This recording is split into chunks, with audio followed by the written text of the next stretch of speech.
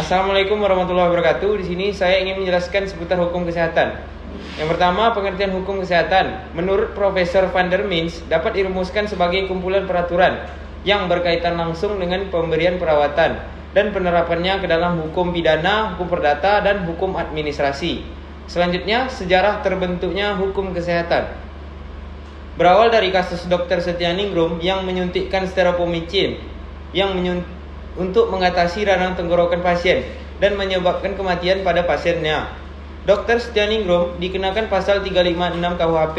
Berkaca dari kasus ini, 1 November 1982 diperkenalkannya hukum kesehatan dan kedokteran di RSCM melalui kelompok studi yang terdiri dari dokter dan sarjana hukum yang mengikuti Kongres Hukum Kedokteran Sedunia yang diadakan di Belgia tahun 1982. Dan 7 Juli 1983 terbentuk Persatuan Hukum Kesehatan Indonesia yang disebut Perhuki. Selanjutnya, kedudukan hukum kesehatan Indonesia. Dasar hukum dari hukum kesehatan Indonesia ialah The Universal Declaration of Human Rights tahun 1948 dan The United Nations International Covenant on Civil and Political Rights tahun 1966.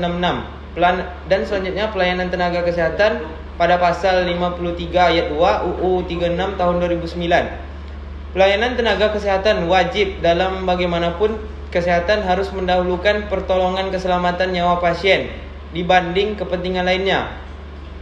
Selanjutnya, sistem hukum tenaga kesehatan nasional dan tenaga kesehatan. Sistem kesehatan nasional di Indonesia mulai dibangun sejak adanya kebijakan sistem kesehatan nasional tahun 1982. Disebut dalam Keputusan Menteri Kesehatan Republik Indonesia nomor 374/Menkes SK 5 tahun 2009. Etika dan hukum pelayanan tenaga kesehatan.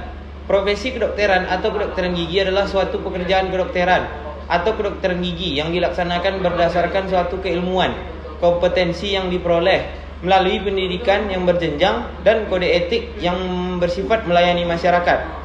Disebut dalam pasal 1 angka 11 UU 29 tahun 2004 tentang PK. Yang selanjutnya, tenaga kesehatan adalah setiap orang yang mengabdikan diri dalam bidang kesehatan serta pengetahuan dan keterampilan melalui pendidikan bidang kesehatan yang untuk jenis tertentu memerlukan kewenangan untuk melakukan upaya kesehatan. Disebut dalam pasal 1 angka 1 UU 36 tahun 2014 tentang kesehatan. Selanjutnya berbicara tentang malpraktik dan resiko tindakan medis. Malpraktik kedokteran atau medical malpractice, tindakan medis yang dilakukan oleh seorang dokter terhadap pasien sangat jelek atau buruk karena dilakukan di bawah standar yang dipersyaratkan. Selanjutnya, risiko tindakan medis terbagi dua, yaitu dapat dipertanggungjawabkan tindakannya. Sebagai contoh ialah aborsi pada kandungan yang menyebabkan kematian pasien dan tidak dapat dipertanggungjawabkan apabila telah sesuai dengan prosedur medis yang ada.